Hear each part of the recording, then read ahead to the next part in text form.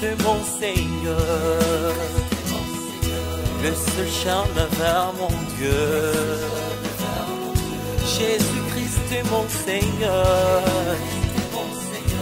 il a lavé mes péchés. Jésus-Christ mon Seigneur, l'obscurité s'est effondrée.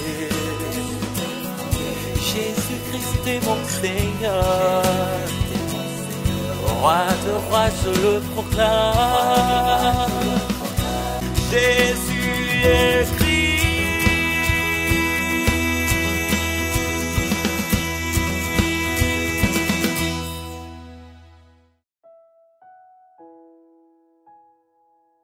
Changez votre vieil homme égocentrique en Christ. Alors il s'assit, appela les 12 et leur dit, « Si quelqu'un veut être le premier, il sera le dernier de tout et le serviteur de tout. » Marc chapitre 9, verset 35. Comme Jésus et ses disciples traversaient la Galilée, une dispute se leva parmi eux. Lequel d'entre nous sera le plus grand dans le ciel? Bien sûr que ce serait Pierre, qui était toujours avec Jésus. Non, Jésus aime Jacques plus que tout. Je pense que Jean sera le plus grand. Enfin, Jésus arriva au village de Capharnaüm, entra dans la maison et demanda à ses disciples, « De quoi parliez-vous en chemin ?» Les disciples discutaient entre eux pour savoir qui serait le plus grand. Donc, personne ne pouvait répondre tout de suite et marmonnait. Alors, l'un des disciples répondit, « Jésus, nous parlions de qui parmi nous serait le plus grand au ciel. » Alors, Jésus appela les 12 disciples. Tous les disciples étaient très impatients de voir cela. Qui d'entre nous Jésus appellerait le plus grand? Peut-être que c'est moi. J'espère que Jésus sait à quel point j'ai travaillé dur. Jésus, qui connaissait le cœur de ses disciples, dit, « Celui qui veut être le premier doit être le dernier de tout et le serviteur de tout. » Alors, Jésus appela un petit enfant et le plaça parmi ses disciples. Les disciples étaient perplexes. Jésus prit l'enfant dans ses bras et dit à ses disciples, « Celui qui s'humilie comme cet enfant sera le plus grand dans le royaume des cieux. Et celui qui accueille en mon nom un de ces petits enfants m'accueille moi-même. Et celui qui m'accueille accueille non seulement moi, mais aussi Dieu qui m'a envoyé. » Dans Marc 9, 30 à 37, les disciples se disputaient pour savoir qui serait le plus grand dans le royaume des cieux. Jésus dit, « Si quelqu'un veut être le premier, qu'il soit le dernier de tout et le serviteur de tout. » Et ayant appelé un petit enfant, il le plaça parmi ses disciples et dit, « Celui qui se rendra humble comme un petit enfant sera le plus grand dans le royaume des cieux. » Ainsi, la grandeur du royaume de Dieu réside précisément dans l'attitude d'humilité et de service consistant à s'humilier. Alors, comment puis-je devenir humble et pratiquer le service? Au nom de Jésus-Christ de Genèse 3:15, nous devons faire la bataille spirituelle pour changer le vieil homme qui insiste pour que tout soit à moi et qui ne soucie que de moi-même, afin d'avoir une attitude humble et orientée vers le service. Qui est Jésus-Christ qui nous a dit de pratiquer l'humilité et le service? Jésus-Christ est le corps fondamental de Dieu, mais il ne s'est pas considéré comme égal à Dieu. Mais il s'est dépouillé lui-même en prenant la condition de serviteur, en devenant semblable aux hommes. Et il s'est humilié lui-même en mourant sur la croix pour nous. En Marc 10, 45, Jésus-Christ n'est pas venu pour être servi, mais pour servir et a donné sa vie en rançon pour nous.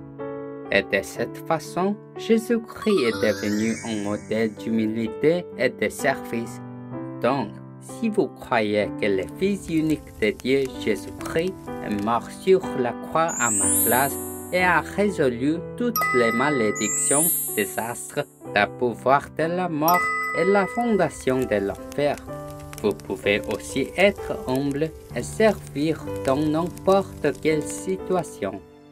Les paroles de Satan qui prétend que tout est à moi et qui me font me soucier uniquement de moi-même sont entrées depuis le péché originel de Genèse 3.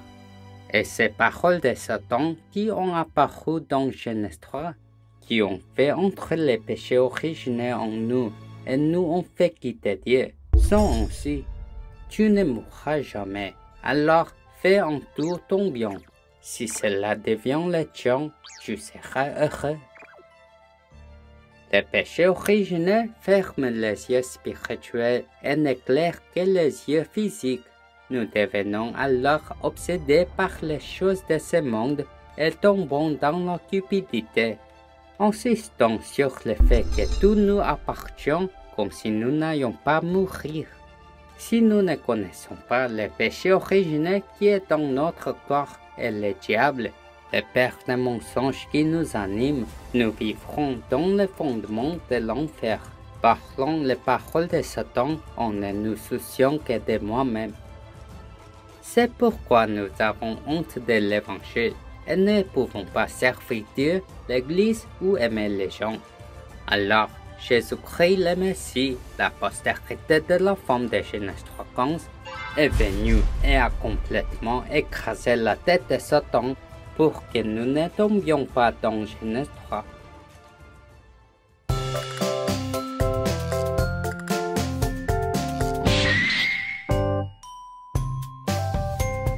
Genèse 3:15, l'alliance se dit, la postérité de la femme. Jésus-Christ complètement écrasé la tête de Satan. Yeah!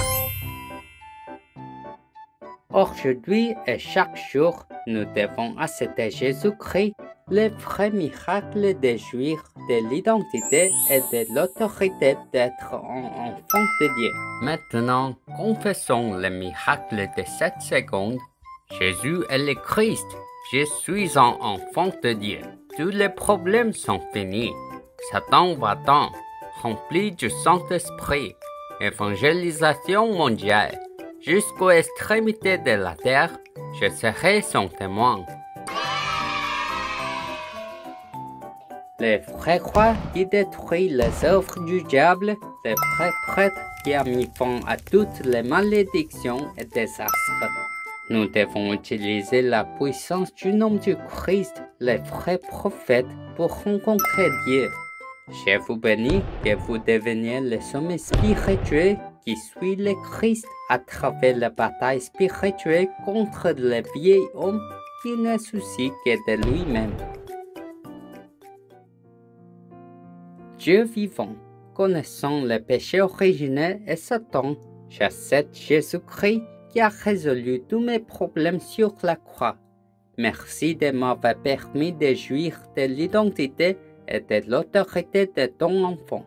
À travers la bataille spirituelle qui consiste à changer mon vieil homme égocentrique et apprivoisé par le diable, puis-je devenir le sommet spirituel qui délivre l'Évangile aux 237 nations du monde entier. Je prie au nom de Jésus-Christ. Amen.